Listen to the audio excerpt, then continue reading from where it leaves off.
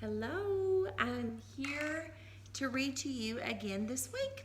I've picked us out a good book and I hope you enjoy it. I hope that everybody's doing good. And I've been feeding some boys and girls out at Bono. And if you live out there, Miss Lori will be out there every Monday, so I'll be able to hand you your food. I'm excited about that. So, anyway, but today I picked a good book for us. It is written and illustrated by the same person, Eric Carle. He has done lots of fabulous books that have beautiful pictures in them. And the one that I chose for us today is A House for Hermit Crab. A House for Hermit Crab. And it's got a really good story about a hermit crab that really wants a beautiful house. But then something happens in the end, and I'm going to read that to you. I would like for you to discover that, so I don't want to give away any secrets. That's not fun. So we're going to read A House for Hermit Crab by Eric Carle. Time to move, said Hermit Crab one day in January. I've grown too big for this little shell. He had felt safe and snug in his shell, but now it was too snug. Hermit Crab stepped out of the shell and onto the floor of the ocean. But it was frightening out in the open sea without a shell to hide in. What if a big fish comes along and attacks me? He thought. I must find a new house soon.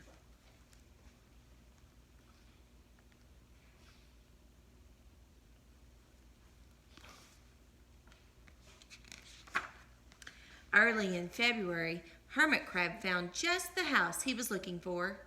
It was a big shell and strong. He moved right in, wiggling and waggling about inside to see how it felt. It felt just right. But it looked so plain, thought Hermit Crab.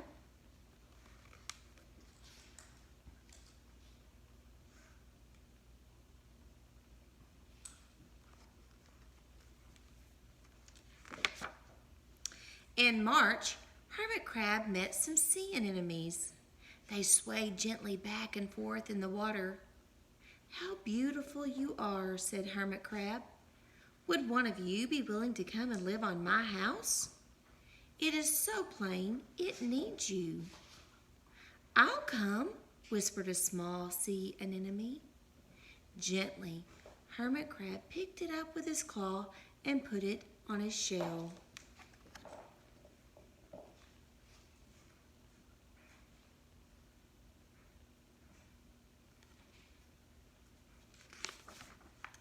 In April, Hermit Crab passed a flock of starfish moving slowly along the sea floor.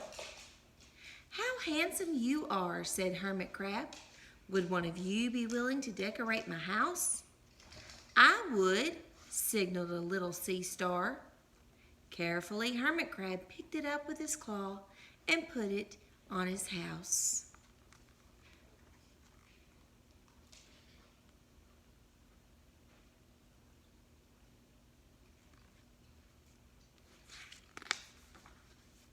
In May, Hermit Crab discovered some coral. They were hard and didn't move. How pretty you are, said Hermit Crab. Would one of you be willing to help make my house more beautiful? I would, creaked a crusty coral. Gingerly, Hermit Crab picked it up with his claw and placed it on his shell.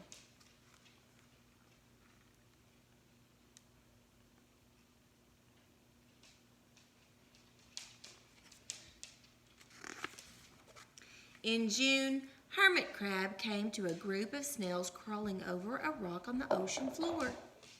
They gazed as they went, picking up algae and bits of debris and leaving a neat path behind them. How tidy and hard-working you are, said Hermit Crab. Would one of you be willing to come and help clean my house? I would, offered one of the snails. Happily, Hermit Crab picked it up with his claw and placed it on his shell.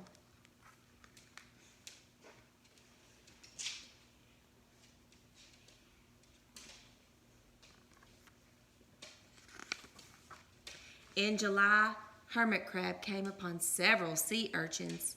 They had sharp, prickly fingers or needles "How fierce you are," said Hermit Crab. "Would one of you be willing to protect my house?" "I would," answered a spiky sea urchin.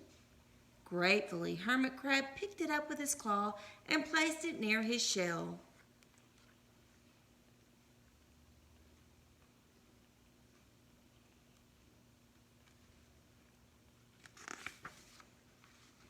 In August, Hermit Crab and his friends wandered into a forest of seaweed.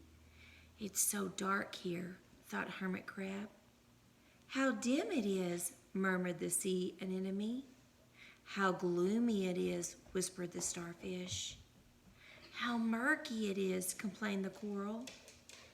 "I can't see," said the snail. "It's like nighttime," cried the sea urchin.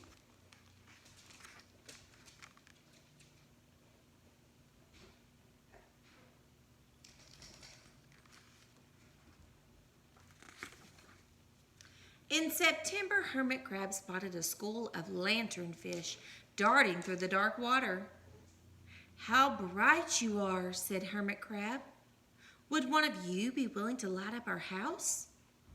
"I would," replied one lanternfish, and it swam over near the shell.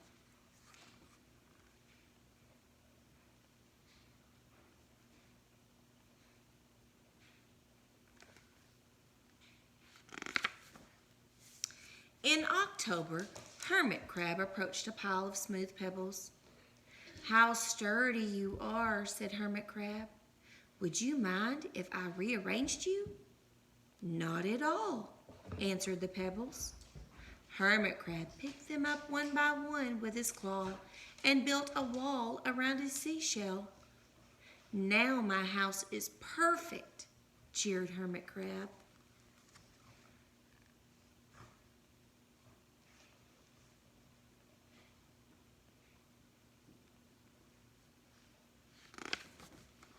But in November, Hermit Crab felt that his shell seemed a bit too small. Little by little, over the year, Hermit Crab had grown. Soon he would have to find another bigger home. But he had come to love his friends.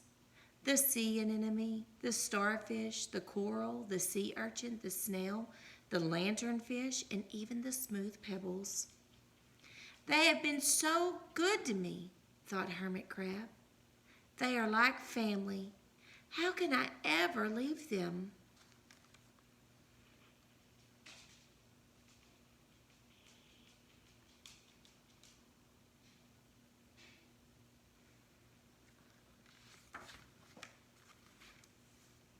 In December, a smaller hermit crab passed by. "I have outgrown my shell," she said. "Would you know of a place for me?"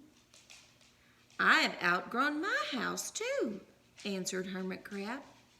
"I must move on. You are welcome to live here, but you must promise to be good to my friends."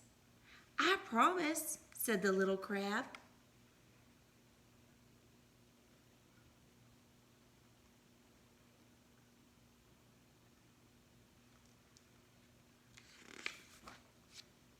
The following January, Hermit Crab stepped out and the little crab moved in. "Couldn't stay in that little shell forever," said Hermit Crab as he waved goodbye. The ocean floor looked wider than he had remembered, but Hermit Crab wasn't afraid. Soon he spied the perfect house, a big empty shell. It looked, well, a little plain, but sponges, he thought, barnacles, clownfish, sand dollars, electric eels. Oh, there are so many possibilities. I can't wait to get started.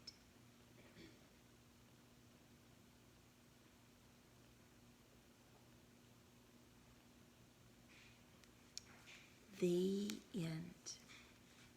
I love that book because even though he thought he had something great, he had to give it up. And look, he found something even better. So that's pretty cool. I hope you enjoyed today's book, and I hope you're having a good time being with your family at home. And I don't know if you heard some of my family while we were filming, but I've got a couple of buddies here with me today as I'm filming, and I'm going to show you who they are. They're my Daisy and my Scout. Look at those two. Daisy. They've been my audience today, and I hope you enjoyed it. Y'all have a good day and a good week. Make the best of it, and I will see you next week. Bye.